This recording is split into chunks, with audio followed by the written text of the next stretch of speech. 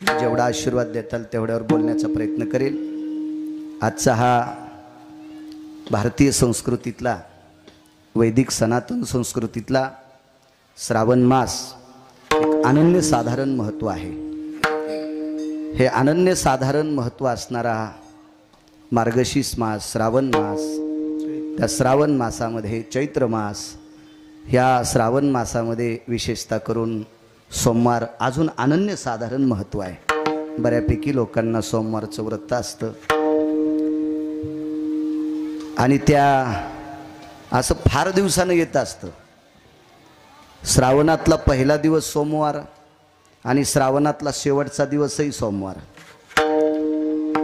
हे फार एक अलौकिक आगळा वेगळा लाभ असतो तो, आणि तो योग या वर्षीच्या श्रावणात आला आणि ते परमपावन श्रावण मासातील प्रथम सोमवारी भगवान रत्नेश्वराच्या दरबारामध्ये प्रसादाचं आयोजन, आदरणीय सर्वांचं राजकीय क्षेत्रातलं, सर्वांच्या अंतकरणातलं लाडकं व्यक्तिमत्व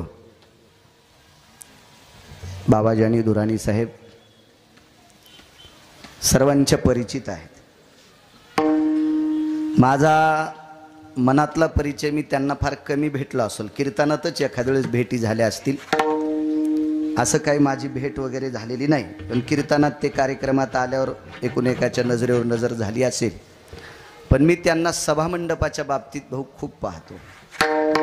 महाराष्ट्रातली खूप गावं पाहिली मी, 4789 गावं आत्तापर्यंत महाराष्ट्रातली एकदा गेलेली पाहिली। काही काही गावांना 10 वेळेस गेलो असेल तरी ते एकदा लिहायचं। पण पाथरी तालुक्यामध्ये बऱ्यापैकी मारुतीरायाच्या समोर मंडपावर नाव बाबाजानी साहेबांचं मी खूप वेळेस पाहिलं। मला असं वाटतंय असं सगळ्या तालुक्यातल्या नेत्याच्या अंतकरणात जर आलं तर पावसाळ्यात कुठला जरी कार्यक्रम असला तरी पावसाची भीती राहणार नाही, पण बाकीच्या पण नेत्यांच्या अंतकरणात असं यावं। मी खूप मंडपावर नाव बघितलं। जवळजवळ 10-12 वर्षापूर्वी एकदा भाद्रपद महिन्यामध्ये पितृपंधरवाड्यामध्ये एकादशी, त्या एकादशीला पांडुरंगाच्या दरबारात, विटेवरच्या मालकाच्या दरबारात, पुढे ते बरमाटी सागाचा मंडप, त्या मंडपात मला कीर्तन करण्याचा योग आला।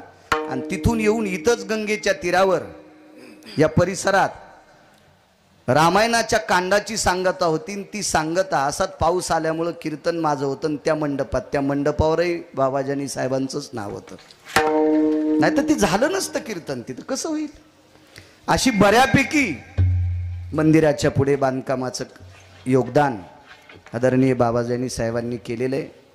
इथेही बरं ते ठीक आहे, ते गाव आहे, वैयक्तिक गाव आहे, त्यांचा प्रश्न असेल, अण्णा ती सांभाळतील, पण इथे सभामंडप करतात याबद्दल गिरगावकराचा सुद्धा तुम्हाला कोटी कोटी धन्यवाद। कारण हे नुसत्या पाथरी तालुक्याचं दैवत नाही, नुसत्या मानवत तालुक्याचं दैवत नाही, तर ह्या परिसरातल्या प्रांताचं, 2 जिल्ह्याच्या बाउंड्रीवरचं पवित्र पापनाशनी गोदामाता गंगामाईच्या तीरावरलं हे अधिष्ठान आहे। आणि तर 100-200 गावाचा, 200-300 गावांचा संपर्क आहे। लोक इथं दर्शना करता येतात आणि इथं करणं गरजेचं आहे। मी 4-2 10व्याला ज्या वेळेला आलो, मी आज सांगणारच आहे, हा सभामंडप आता भक्तांसाठी तुम्ही केलाच, पण माझ्या रत्नेश्वराच्या कृपेने तुम्हाला राजाश्रय भेटो बाबाजानी साहेब। आणि तो राजाश्रय मिळाल्याच्या नंतर मात्र दाव्या करणाऱ्या लोकांची लय फजिती होती हो, अति फजिती। पावसाळ्यात फजिती आहे, उन्हात फजिती आहे, आणि ती फजिती सुद्धा तुम्हाला रत्नेश्वराच्या कृपेने राजाश्रय मिळो। आणि तो मिळाल्याच्या नंतर दुसरा सभामंडप मात्र तुम्ही तिथं करा, आणि तो मिळाल्याच्या नंतर गिरगावकर येणार। मी आतापर्यंत कोण्याही पुढाऱ्याचा चहा पिलो नाही। मला कीर्तन करून कोणी पाकिट दिलं असेल तर नाचून दिलंय हो। मी आतापर्यंत कुठल्याही पुढाऱ्याला काही मागितलं नाही, कारण महापुढारी पंढरपुरात आहे, बायको एकच आहे, पोरं 2 आहेत, आणि भरपूर हाऊत भरून पैसे दिलेत, त्याच्यामुळं यायला त्रास द्यावा वाटत नाही। द्यायलाच असेल तर तुम्हाला एखाद्या मंदिरासाठी, सामाजिक कार्यासाठी त्रास देईल, आणि तुम्हाला राजाश्रय निश्चित रत्नेश्वराच्या कृपेने मिळो। आणि तो मिळाल्याच्या नंतर मात्र कारण इथं पार विदर्भाच्या बॉर्डर पुसून तिथून लोक दावा करण्यासाठी इथे येतात. त्यांची खूप साहेब लापरवाही होती आणि तेवढं जर पुण्य तुम्हाला राजाश्रय मिळू द्या आणि रत्नेश्वराच्या कृपेने मिळणार. आणि तो मिळाल्याच्या नंतर मात्र ते काम आधी कुदळ हाणायला मलाच बोलवा, मी येईल त्यावेळेला. आणि तेवढं काम मात्र करा. निश्चित तुमच्या धर्मामध्ये किती बाऱ्या हाजला गेल्यावर किती पुण्य प्राप्त होत असेल, पण मी ठोकपणानं सांगेन 100 हातच्या यात्रा केल्याचं पुण्य एक सभामंडप दिल्यावर तुम्हाला निश्चित प्राप्त होईल. मी रत्नेश्वराच्या साक्षीनं सांगतोय. विठाला विठाला.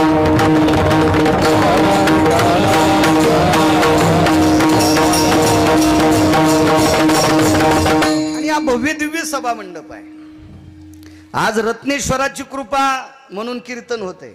इतक्यात कीर्तन जरी झालं तरी हा समाज बसणार नाही. मी ज्या वेळेला मध्ये गेलो स्वयंपाकाकडे त्यावेळेला एवढं अन्नदान आहे. मेन कुलकर्णी काका, मामा, आम्ही गेलो, विक्रांत पाटील वगैरे आम्ही सगळे गेलो. त्यावेळेला पाहिलं खूप मोठं अन्नदान आहे. आणि निश्चित रत्नेश्वरानं दाखवून दिले माझ्या कृपेने तुम्हाला या मंडपात जेवता येईल. पण त्यानं जर जटा हालिल्या ना तर पाऊस लय पडतंय, नुकती वाहून जाईल गंगात, ह्या चपात्या वाहून जातील. इतकी कृपा त्याच्यात आहे, त्याचीच कृपा आहे. पण पुढच्या वर्षी निश्चित त्या मंडपामध्ये सगळ्या सोमवाराच्या पंक्ती होतील. इतकं मात्र निश्चित येते. खूप मोठं पुण्य तुम्ही वाटून घेतलंय, त्याबद्दल तुम्हाला कोटी कोटी धन्यवाद. विठाला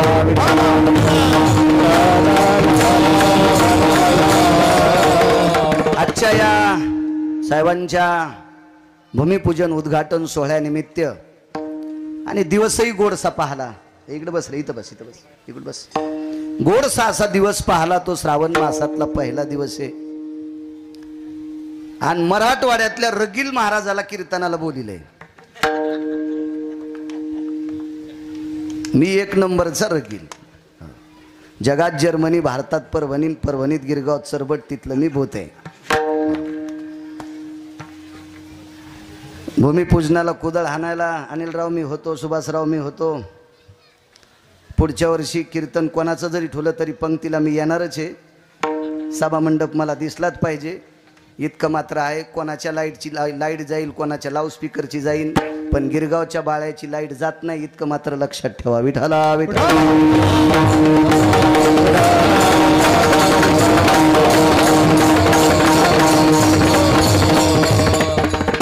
गोडसा संकल्प आहे. आणि काय होतं माहितीये का, एखाद्या माणसाला 10-5 रुपये दिले तर तो कशात घालील काही सांगता येत नाही भाऊ. पण इथं केलेला सभामंडप, एखाद्या गरीबाच्या पोरीचं जर त्या सभामंडपात लग्न झालं तर 1 कोटी यज्ञ केल्याचं पुण्य तुम्हाला प्राप्त होईल. मी नाही म्हणत राजकारण्याने दिंडीत चला, मी नाही म्हणत राजकारण्याने कीर्तन ऐका. हजारो कीर्तन ऐकल्याचं पुण्य, हजारो दिंडीत चालल्याचं पुण्य, हजारो वेळेस भजन केल्याचं पुण्य तुम्हाला समाजाची सेवा केल्याच्या नंतर प्राप्त होते. तुम्ही जर एखादा बोर पाडला आणि त्या बोरला पाणी गोड लागलं, गाव जर त्या बोरचं पाणी पित असेल तर लाखो तालुके जीव घातल्याचं पुण्य तुम्हाला प्राप्त होते. एखाद्या शिक्षकाने आपल्या समोरच्या विद्यार्थ्यांना शिकवलं, ते विद्यार्थी घडवले तर लाखो पंढरपूरच्या वाऱ्या केल्याचं पुण्य प्राप्त होते. अर्थभूता द्यावे दान. तुम्ही या सर्व भूत म्हणजे जीवसृष्टी यांच्या उपयोगाचं तुम्ही काम केलं की मग मात्र तुम्हाला माणसं काय आशीर्वाद देतील, देव सुद्धा आशीर्वाद देतोय. एवढ्या मोठ्या तीर्थाला येणारी रस्ते सुद्धा आता इकून तर येताच येत नाही कमानीतून. ती कमान सुंदर लावली, पुढून कमानीन माग काय असतील ते जाऊ द्या. आता मला सुरेश बुवांनी सांगितलं येऊ नका, पण इकून येताना सुद्धा 2 जाग्यावर स्वागताकरता झाडं लावलेत. त्या रोडलाच खड्डे पडलेत. इकून गेलं तर मोटरसायकल जाईन, इकून गेलं तर कोणाची गाडी अडकल, मधातून मुकाट्यानं चल. आणि तिसरं काम, राजाश्रय मिळाल्याच्या नंतर 2ऱ्या वर्षात तितका रोड टाका. तुम्ही म्हणताल हे लय भीक मागे आहे बाळू महाराज, पण मला काय माय बायकुल साडी चोळी मागायची नाही, माय लेकरायला अंगड टोपरं मागायचं नाही. मी समाजासाठी मागतोय आणि समाजाच्या आशीर्वादानं तुम्ही खुर्ची बसताल इतकं मात्र लक्षात ठेवा. विठा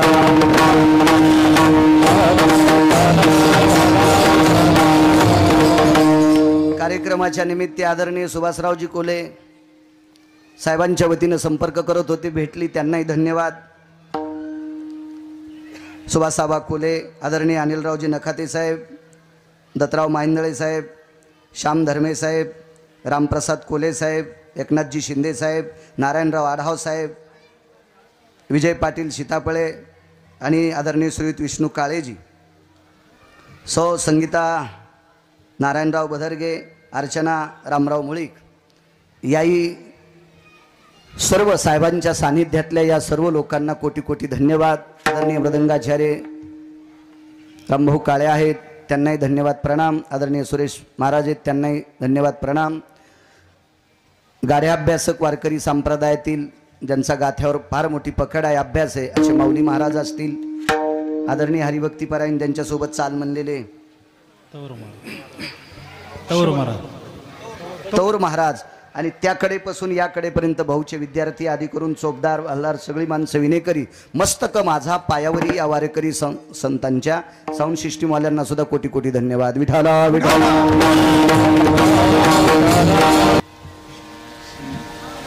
काही माणसं म्हणले असतील, महिला जास्त म्हणल्या असतील, आज महादेवाचं वर्णन करावा. आज पंढरीतलं वर्णन काय करायचं, कारण आपल्या मराठवाड्यातल्या बायका जास्त कोणाचं बी ऐकणार आहे. आता गिरगावकरांनी सांगितलं की उद्या त्या सुरू करतात, उद्या अजून दुसरा परभणीकर भेटला की त्याचं ऐकत्यात, वसमतकर भेटला की त्याचं ऐकत्यात. एका जागेवर कोण्याच जागेवर टेकत नाहीत, त्यातली त्यात मराठवाड्यातल्या. विठाला विठाला.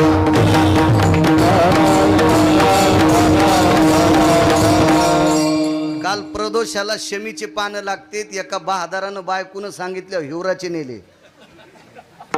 मी म्हणलं तुम्ही हाती म्हणला लय कदर आणलाय होती ना, तिला तरी काय कळत हिवर कोणता आणि शमी कोणता. म्हणलं तुला नशीबलंय तुर्कस्तानच्या पलीकडे झोपलं रे, तुला अशी भेटली. विठाला विठाला.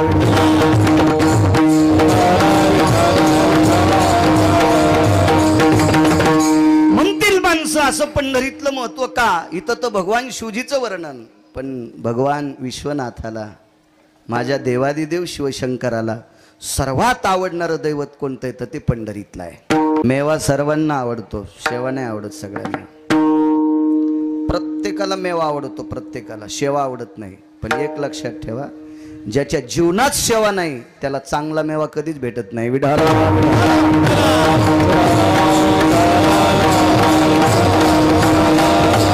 नामदेवराय ब्रह्मांडाच्या मालकाच्या पायाची सेवा मागतात. मान आवडत नाही असा जगात माणूस नाही. मान, सन्मान, प्रतिष्ठा जनावराला सुद्धा आवडती, जनावराला सुद्धा. दिवसभर उभाट्या आऊत आणल्याच्या नंतर 5 वाजता जोत सोडताना बैलाचं नाव घेऊन जर त्याच्या पाठीवर थाप टाकली तर ते पण शेपटीवरी करतय. म्हणजे पशुला सुद्धा सन्मान आवडतोय. ताप टाकली म्हणजे त्याला काय पेन थोडी भेटती, पण त्याला पण सन्मान आवडतो. तसा माणसांना सन्मान आवडत नाही असं कोण म्हणतंय, पण सेवा आवडत नाही. सेवा फक्त ठराविक लोकांनाच आवडते. विठाला विठाला.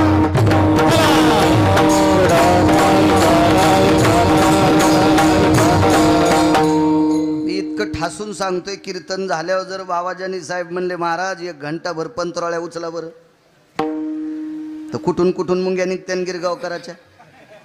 मी कीर्तन केले मला पतराळ्या उचलायला लावायले, आणि पंतराळ्या पंढरपुरातल्या मालकानं उचलल्यात तरी गिरगावकराचं धुपन निघत आहे. तुमचं पण निघत आहे. आमच्यावर घेतल्यावर लय तुमची खसखस पिकली. तुम्ही लय तुकाराम महाराजाची चुलते आहेत का. तुम्हाला राग येईन म्हणून माझ्यावर घेतले, पण समजून घ्या कोणाला हाणायला होतं. विठाला विठाला. तेव्हाही आवडत नाही. नामदेवराय ब्रह्मांडाच्या मालकाची पायाची. भगवान रत्नेश्वराच्या दरबारात कीर्तने एखादा म्हणला असन पंढरीचं महत्व सांगणारा अभंग का घेतला, कारण पंढरी मंदिरातल्या मालकाला आवडती. त्या घंटीला एक दोरी बांधा. नाही काय होतंय, शेवटच्या मंगलाष्टकाला येणार मुद्दाम मंडपापुढे गाडी घुरघुर करीत आहे. म्हणजे त्याला वाटतंय देवबापान पण माझ्याकडे पाहा मी आलो म्हणून. आणि अगोदर येणारे काय बसले बिचारे, ते उशिरा येणारेच असंच काम असतं. विठाला विठाला.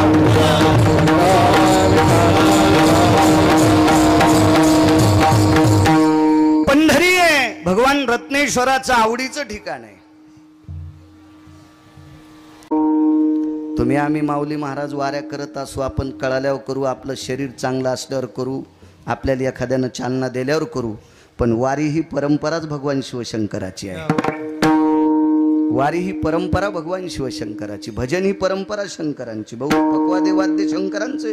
भगवान शिवजीनं वारकरी संप्रदायात सुरेश एका जनार्दनी वैष्णव शिरोमणी महादेव, शिरोमणी महादेव, शिरोमणी महादेव, एका जनार्दनी वैष्णव शिरोमणी महादेव, शिरोमणी महादेव, शिरोमणी महादेव, जनार्दनी वैष्णव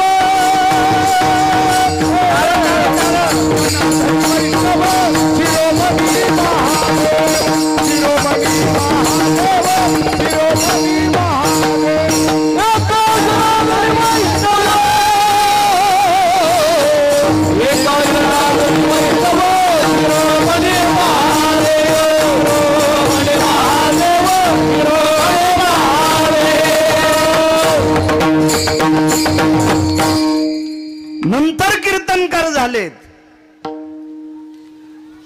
नंतर भजन करणारे झाले, नंतर पक्वाद वाजणारे झाले. अगोदर भजन भगवान शिवशंकरांनी केलं. मृदंग हा इंद्रानं वाजिला त्यांच्या भजनात. नारद आणि तुंबर त्यांनी सोबत घेतले भजना करता. सुर नर किन्नर नारद तुंबर गाते निरंतर रे माधवा मुरली मनोहर रे. नारद तुंबर भजन परंपरा, भजन करी महादेव. भजन ही परंपरा भगवान शिवजींची. वारकरी संप्रदायाची स्थापना भगवान शिवशंकरांनी केली. गिरगावकर सांगतो म्हणून ऐकायचं. पैठणच्या मालकांचं वाक्य, एका जनार्दनी वैष्णव शिरोमणी महादेव. आपण वेळ भेटल्याच्या नंतर वारीला जातो, सुखसोयी प्राप्त झाल्याच्या नंतर वारीला जातो. काशीतल्या मालकांची रत्नेश्वराची नित्यवारी आहे, नित्यवारी आहे. तुम्हाला नित्य विश्वनाथ भेटू शकत नाहीत, पण तुम्ही जर पंढरपूरला गेले तर विश्वनाथाचं दर्शन झाल्याशिवाय राहत नाही. याच्याकरता पंढरपुराकडे पाहत जा, बघत जा. मालकाच्या पायाची सेवा नामदेवरायनं मागितली. नामदेवराय पायाची सेवा का मागतात? पायात ताकदच मोठी हो, फार मोठी ताकद आहे पायात. एक मुद्दा मांडतो तुमच्या पुढे. या विश्वातल्या सर्वात मोठ्या तपस्वीच्या पायापाशी एक नालायक गेलं. काही त्याला कवडीची अक्कल नाही, त्याला ज्ञान नाही, त्याला शास्त्र नाही, त्याला पुराण नाही, त्याला वेद नाही, त्याला काही कळत नाही. असा एक व्यक्ती एका अधिकारी व्यक्तीच्या पायाजवळ गेला आणि काय कर्मनो गती त्याला काय भाव आवडला, त्या अधिकारी व्यक्तीचे त्यानं पाय धरले. तो जगातला एक नंबरचा तपस्वी आहे, विश्वातला एक नंबरचा तपस्वी. त्या व्यक्तीचं नाव आहे विश्वामित्र. दर्शन घेतलं पण पायच सोडणं. महाराजांनी सांगितलं, हे उठणार रे. नाही म्हणले, पाय नाही सोडणार. किती वेळ धरणार तू पाय? नाही म्हणले, पाय सोडणारच नाही. पाहिजे तुला काय? मला स्वर्ग पाहिजे. महाराजांनी डोळे झाकून विचार केला तर बायकोनं त्याला आदरानं जीव घालावा इतकं सुद्धा त्याच्याकडे पुण्य नव्हतं. त्याच्या बायकोनं त्याला आदरानं जीव घालावा इतकं सुद्धा त्याच्याकडे पुण्य नव्हतं. आणि त्याला स्वर्ग कसं भेटल?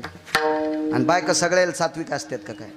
आम्ही एका घरी जेवायला गेलो होतो. जेवायला गेल्याच्या नंतर रस पापड्या कुरड्या सगळं रसाचे दिवस होते. जेवायला केलं, येता सांग जेवलो. जेवल्याच्या नंतर सोबतचे म्हणले, चला अरे तसं नाही, ज्या बायकांनी स्वयंपाक केला त्यांना जेवू द्या, मग यजमान आपल्याला वाटे लावी. मग त्यांना सांगितलं, तुम्ही दोघी चौघी जेवायला बसा. बसल्या. त्या घरची एक होती, शेजारनी तिघी जणी, चौघी जण जेवायला बसल्या. मला फोन आल्यावर मी बाहेर गेलो. येताना पाहतो तर स्वयंपाक घरात डोकून बघितलं तर चौघी जेवायला बसले. एक जण भजे खात नव्हती. तिघी जणीच्या ताटात भजे पापड्या कुरड्या सगळे होत्या. आणि जी खात नव्हती ती यजमानाची बायको होती. आम्हाला ज्यानं जीव घातलं त्याची बायको होती. त्याला म्हणलं, का हो तुमच्या मंडळी भजे खात नाहीत? नाही म्हणले, खाती. आता का खात नाहीत? नाही म्हणले, ती तळतानच खाती. ती भजे तळतानच खाती, ती गार झाल्यावर खात नाही. मग अशी ज्याला भेटली असेल किती गोड बायको पाहतो. अशीच त्याच्या जीवनात होती. महाराजांनी विचार केला सभार्याय भोक्तव्यम हृदयव्यथाय जायते निहान्वितार्थायम जठरा नलोतृप्तावसा नैवम गिरगावकर लिखितम. त्याचा जठराग्नी शांत करण्याची ताकद जिच्या ते तिला पत्नी म्हणतात. ती पत्नी जर त्याला सात्विक भेटली नाही तर त्याला स्वर्ग भेटणं इतकी सोपी गोष्ट आहे. स्वर्गाच्या गप्पा आम्ही आणतो पण स्वर्ग स्वप्नात तरी आहे का आमच्या? इतकं सोपं आहे का स्वर्गात जाणं? स्वर्गात जाण्यासाठी नुसत्या पुण्यानं होत नाही. अजून एक ताकद लागती, अजून एक हिंमत लागती. ती यमाच्या डोक्यावर पाय द्यायची ताकद पाहिजे. जगा काळ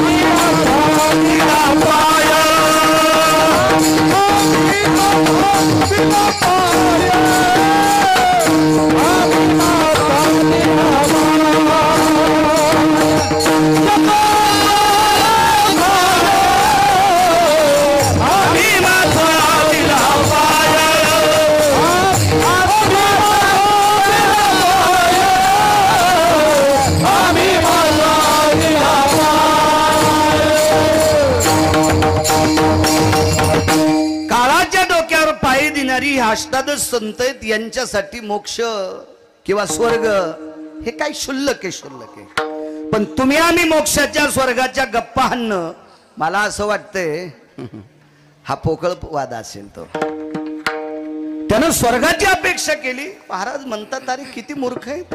सभार्याति जायते सलग्नेन सर्वस्थिता सप्तपदीरोर विचितः यति पाणिग्रहो भयव्याप्ता अर्धांगिनी समिलनाय भोक्तव्यम नैवाति जायते.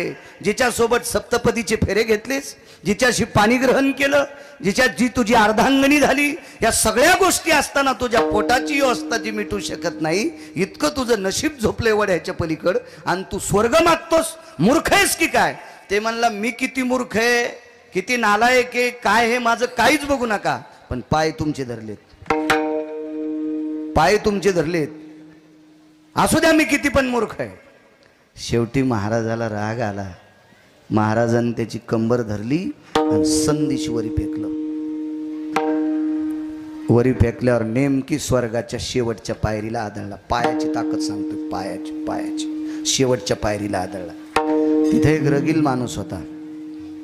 रगील त्याच्या इतका रगील आतापर्यंत कोणीच नाही. इथं त्या माणसाला भेट नाही असा माणूसच नाही. इथं बसलेला कोणताही माणूस जर हॉस्पिटलमध्ये गेला आणि त्यानं सांगितलं 8 दिवसात तुमचं सगळं गाठोडं बांधण्यात येणार आहे, पाहुण्या रावण्यांना भेटून घ्या, कुठं कुठं संपत्ती असेल ती आपोआपल्या नावची करा, कोणाकोणाला दिल्या घेतलेला असेल ते उष्ण वापस घ्या, 8 दिवसात तुमचं रामनाम सत हे मेलं खजित होणार आहे. बायकोनं बदामाचा शिरा केला. ते म्हणलं राहू दे गड्या, आता 8 दिवस कशाला खाऊ घालते. त्याचं नाव आहे यम. यम यम यम. कोरोनात माणसं कोरोनाला भेट नव्हते, मरणाला भेट होते.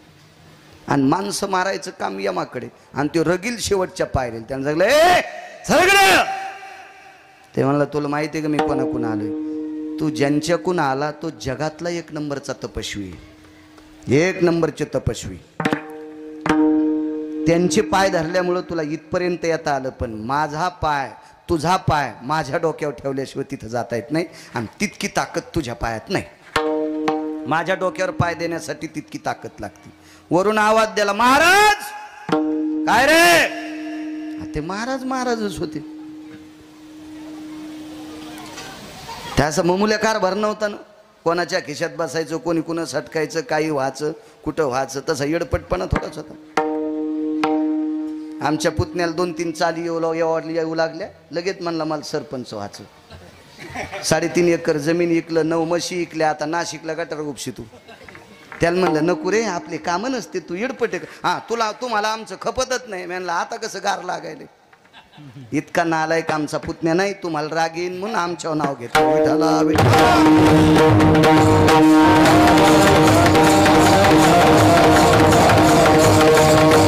महाराज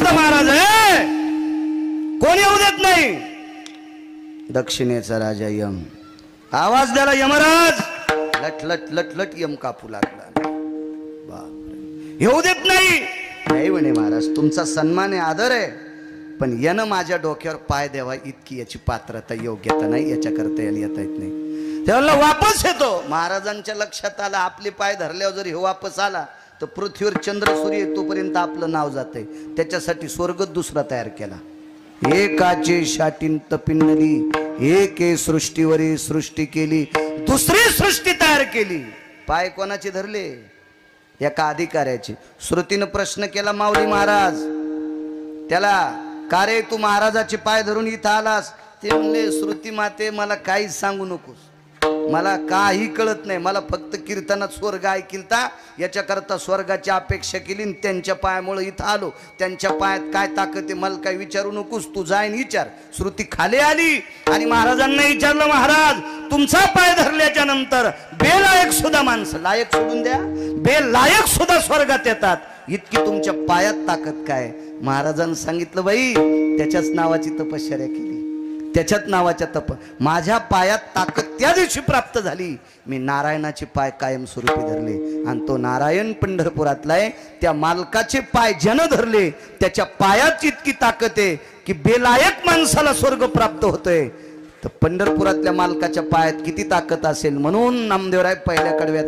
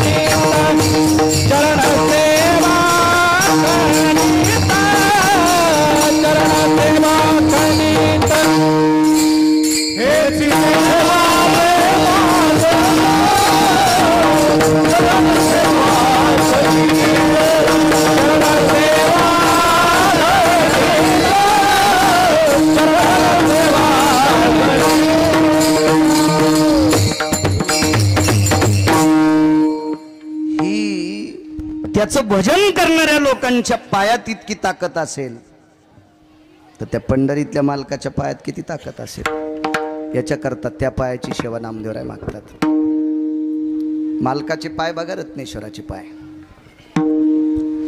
आपण काय होतो माहितीये का, नियम विसरतो आणि देखाव्याची नियम जास्त घेतो. एक जण म्हणला, काल परवाला भेटला, म्हणला आता अमावस्याच्या दिवशी दाढी कटिंग करायची, पुन्हा महिनाभर करायची नाही.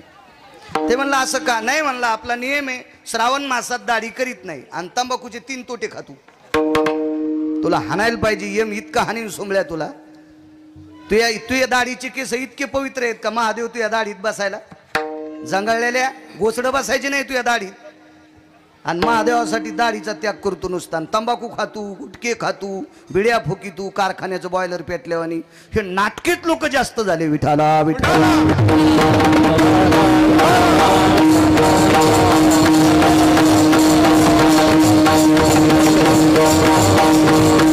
भगवान शिवशंकराला जर आवडायचं असेल तर नका जन्मभर 1 महिनाभर तंबाखू सोडा ना, ते रत्नेश्वराला आवडेल. 1 महिनाभर बिडी सोडा ना, रत्नेश्वराला आवडेल. सोडान गुटखा 1 महिनाभर, तो रत्नेश्वराला आवडेल. हे बाकीचे सगळे धंदे करणार, फक्त मी दाढी करीत नाही.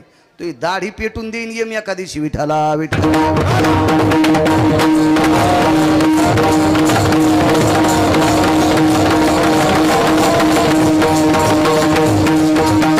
हे नाटकी परमार्थ जास्त. तंबाखू वाढवणी काढीला जातो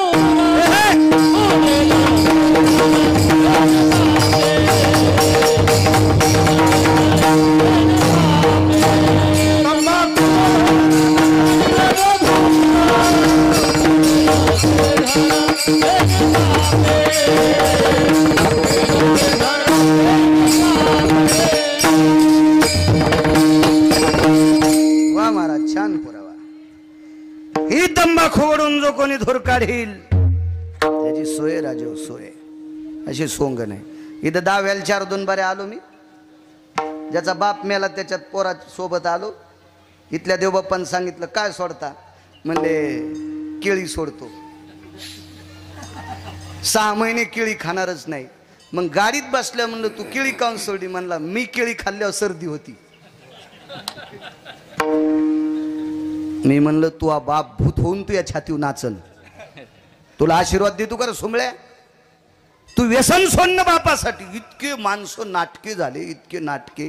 मला वाटतं नाटक कळत नसेल करत नाही ईश्वराला विठाल. पाय किती पवित्र आहेत रत्नेश्वराचे. पंढरीतल्या मालकाचं भजन करणाऱ्याचे पाय किती पवित्र आहेत सांगितले. तर मालकाचे पाय किती पवित्र असतील तो भाग सोडून द्या. हे रत्नेश्वर मालक रोज पंढरपुरातल्या मालकाच्या भेटीला जातात. रत्नेश्वराचे पाय किती पवित्र. देवर नावाची एक व्यक्ती नित्य शिवजीची उपासना. पायापाशी राहणारी माणसं अधिकारीच असतात. हो, पायापाशी राहणारी माणसं नम्र स्वभावाची असतात आणि पायापाशी राहणारी माणसं मोठीच होत असतात. एका बाईला 2 पोरं. दोन्ही पोरायचे लग्न झाले. एक सुंदर बऱ्या घरची भेटली गंगथडीची होती आणि एक आमच्या तिकडची डोंगरहाटीची. पिकल बळडी तर कळडी घोडी नाही तर उदो आंबाबाईची पळडी. तुमचं मोठा वाडा पोकळवासा वारा जाई भासा भासा. तुमचं काय बाबा उस काय केळी काय इकडची होती. मग इकडची तिकडं आली कधी मध्ये माहेरात की उसाची मुळी घेऊन यायची केळीचा घड घेऊन यायची भैमुगाच्या शेंगाचा आणायची. आमची काय हुलगा आणि का.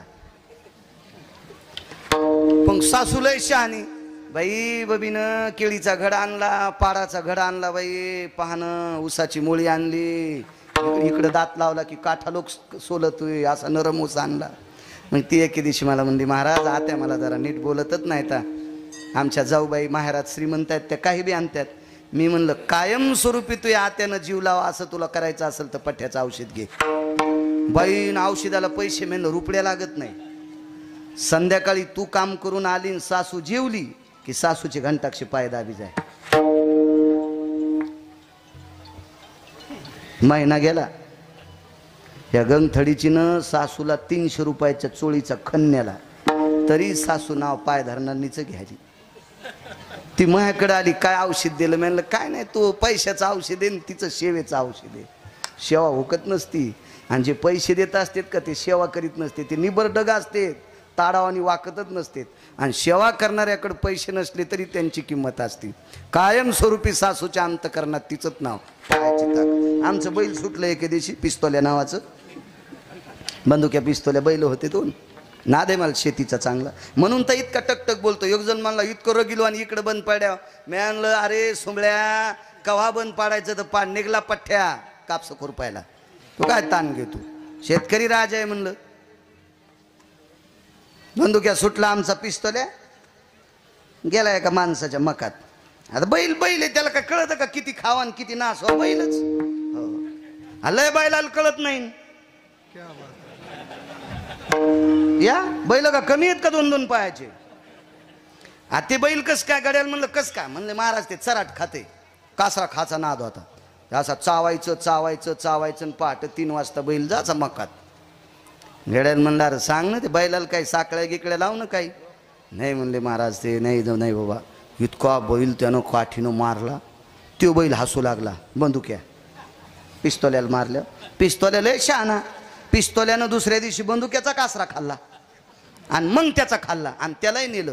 बरेच पिस्तोले एकटे घेत नाहीत. झोप म्हणालो आम्ही. ते दुसऱ्या पिस्तोल्याला सोबती करतात. म्हणून काही अशा कासरा खाणाऱ्या बैलाच्या नाही ना आधी लागलं पाहिजे. गेलं बैलन मका खाल्ली. माणूस जरा धाड होता. म्हणला बाळू महाराज गुणान महाराज म्हणालो, याच्यानंतर जर बैल आला तर रट्टे देईन. म्हणलो बापरे, मी दृष्टांतपूर्ण म्हणालो. हा मी इतका येडा आहे का माझे बैल त्याच्या शेतात जाऊ द्यायला. पण बैल गेला हो. सकाळी निरोप आला, संध्याकाळी उद्या सकाळी चावडीवर यावं लागते. आणि त्याचा नियम होता 5-50 माणसं बोलवायची आणि तितक्या देखता 2-3 सुंदऱ्या आणायच्या. त्या सुंदऱ्या वादीच्या असतात. हातात नरम पण लागल्यावर कातळच काढी ती सुंदर. आता नाईलाज होता, बैल गेले. संध्याकाळी कीर्तनावरून आलो, निरोप लागला उद्या सकाळी तुम्हाला 5 फटक्याची शिक्षा आहे. काय हरकत नाही. आमची आजी म्हणली बाळू लय मारी तरी मेलं. म्हणलं आजी काळजी करू नको, मला मारीत. अरे त्यानं त्याच्या काकाला मारलंय तर तू कोण भावकीतला माणूस. म्हणलं आजी तू काळजी करू नको, मला बाळू म्हणतेत. काय हितचिंतक आले. कसं हो महाराज तुमचं. म्हणलं हो द्या कसं. बनिली 2-3 घाला म्हणजे जरा कमी लागन. अरे म्हणलं तुम्ही 10 घातले घाला म्हणल्यावर घालतो, पण ते काढायला लावतो ना तिथं. ते म्हणतं बनेला अंगात ठेवायची नाही, उघड्या पाठीत चपके हाणणार. मारुतीच्या मंदिरापाशी चावडी अशी ते बसलेलं, चावडीत बुटं गिटं त्याचे थाटं गिटं त्याचे भोवतालची माणसं सगळे असे बसलेले. मारुतीरायाचं दर्शन घेलं. धोत्र गुंडाळलेलं होतं, लुंगीत लावली ती धोत्राला.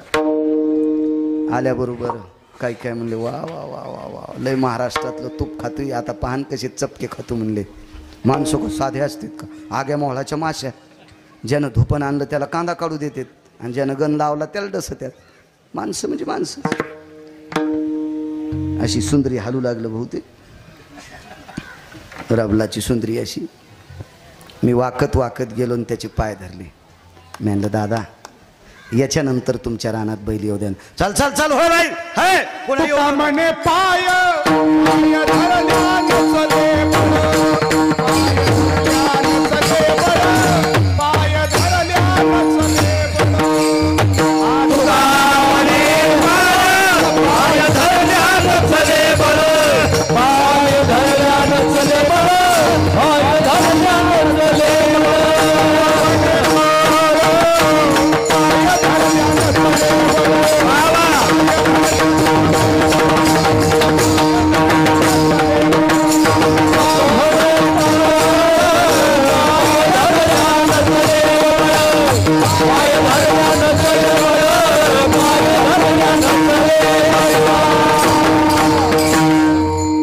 वैकुंठवासी नथुराम बाबा केळकर म्हणायचे असं प्रमाण दिलं की कोटीची नोट.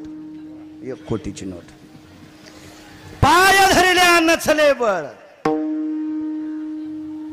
बाबाजानी साहेब मी ज्याचे पाय धरले तो हलकट होता. पण असू द्या, हलकटाचे पाय धरले तर गिरगावकराचा मार चुकला. माऊली महाराज हलकटाचे पाय धरले तर गिरगावकराचा मार चुकला. रत्नेश्वराचे पंढरपुरातल्या मालकाचे पाय धरले यमाचा मार चुकतो. यमाचा इतकी पायात ताकद येऊ. पण पायाच्या सानिध्यात राहा. काय सांगू तुझ्या चरणीच्या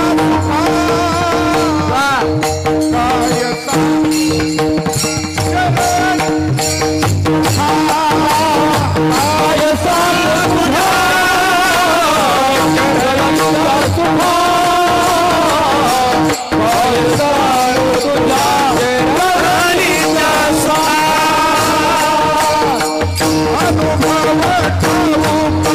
नाही तुझ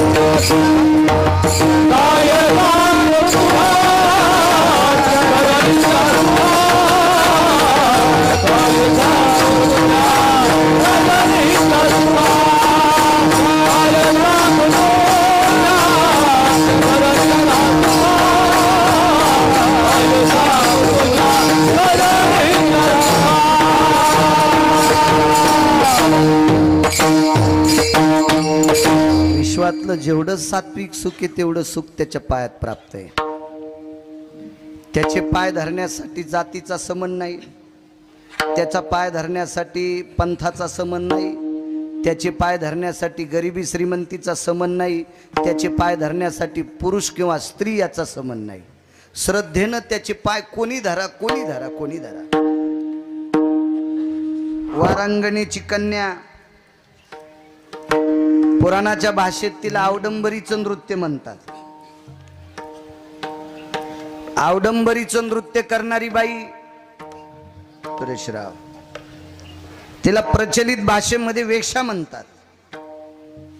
आणि वेश्येला पोरगी झाली, अति सुंदर पोरगी, लावण्य लतिका, सौंदर्य कोणाच्या बापाची जहागिरी नाही.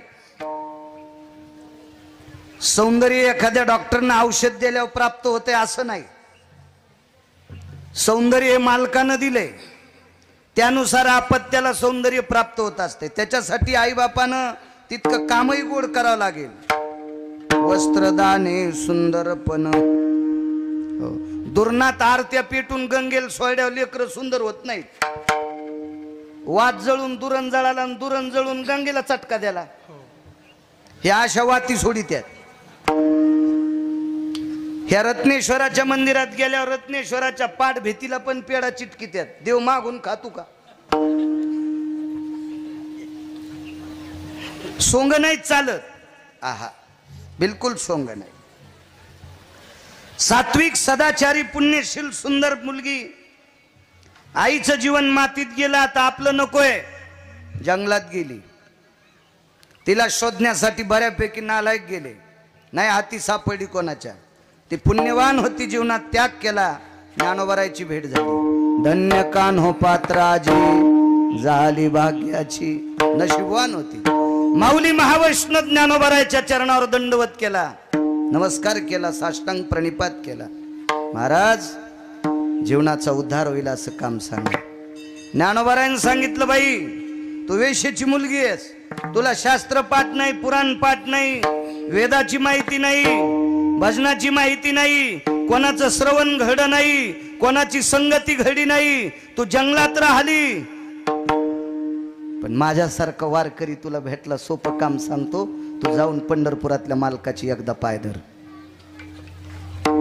आवडंबरीचं नृत्य करणाऱ्या बाईची पोरगी माऊली महावैष्णव ज्ञानोबरायांचं ऐकून पंढरीला आली आणि पंढरीतल्या मालकाचे पाय धरले, आशे धरले, हे सुटेपर्यंत धरले. देह सोडून द्याला पायावर. पायाची ताकद किती मोठी आहे साहेब. आमच्या संस्कृतीत सगळ्यात मोठे पवित्र पाय कोणाचे असतील तर पांडुरंगाचे. पण त्या पांडुरंगाने स्वतःच्या दर्शनाचा मान तिला देऊन टाकला. त्याच्या डाव्या हाताला जगाची मालकीने, तिच्यासाठी अख्खं जग बेजार आहे. पैसा आवडत नाही असा माणूस आहे का? सापडा का तुम्हाला ज्याला पैसा आवडत नाही तो माणूस? भेटत नाही हा भाग सोडून द्या, पण पैसे आवडत नाहीत असे माणसं दिसले का? ऐसा कोणी दावा हे झाला, ऐसा कोणी दावा हे जया नावडे, कन्या पुत्र घोडे दाराध.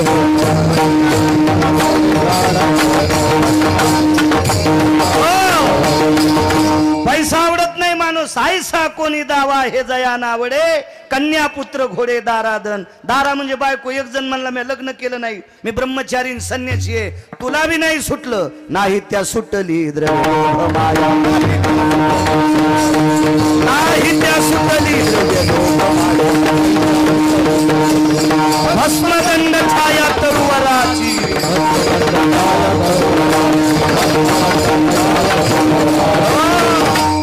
त्यालाही नाही सुटलं, कसं जमल पैशाशिवाय? आजची पंगत सोमवारची रत्नेश्वराचा प्रसाद आहे, पण किराणा दुकानदार म्हणला असेल का फुकट घेऊन जा? असं म्हणेल, मारा द्रव्य लागेल ना, त्याला लागेल ना द्रव्य. मग जिच्यासाठी अख्खं जग बेजार आहे तिला लक्ष्मी म्हणतात. ती लक्ष्मी डाव्या हाताला ठुली, वामांगी रखुमाई, दिशे दिव्य शोभा. आणि आवडंबरीचं नृत्य करणारी वारांगणीची कन्या, आपल्या प्रचलित भाषेत सांगायचं झालं तर वेश्येची मुलगी उजव्या हाताला आहे. साहेब, तिचं दर्शन घेतल्याशिवाय पांडुरंगाचं दर्शन पावत नाही. पण ताकद तिच्यात कशामुळे आली माऊली बुवा? तिनं मरेपर्यंत अंतकालेचे मामेव स्मरण मुक्त कलेवरा, शेवटच्या श्वासापर्यंत त्याचं भजन केलं. जोपर्यंत दिसतंय त्याचं अंतकरणात ठेवलं आणि दिसतंय तोपर्यंत त्याचे पायच पाहत राहिली आणि प्राण सोडा. विटेवरच्या मालकाचा आणि जगाच्या मालकिनीचा दर्शनाचा मान तिनं स्वीकारला.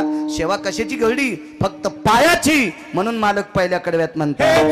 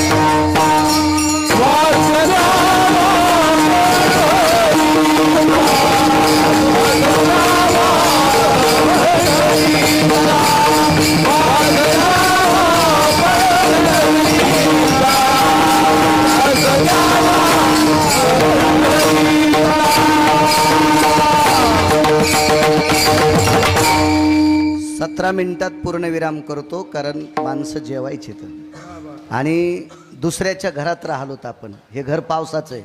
बरोबर. लोकांच्या घरात राहिल्यावर कुठं बी खेळे ठोकता येत नाही, ते काढून देत असते. आणि एवढी मोठी आज शक्यतो चिमुकलं लेकरू सोडून दिलं तर शक्यतो सगळ्या लोकांना सोमवार असते. तर म्हणून एवढा मोठा गोडसा रत्नेश्वराचा प्रसाद आदरणीय बाबाजींनी साहेबांनी केलाय. तो रत्नेश्वराचा प्रसाद आहे, तो सर्वांच्या मुखात जावा. म्हणून बरोबर वेळेत एकच्या पुढे जाणार नाही. मला कळतंय समय जाणार. आपल्या रानात काही आऊत हाना, नांगर हाना, दुसऱ्याच्या रानात कशाला ट्रॅक्टर. मर्यादा ते बरी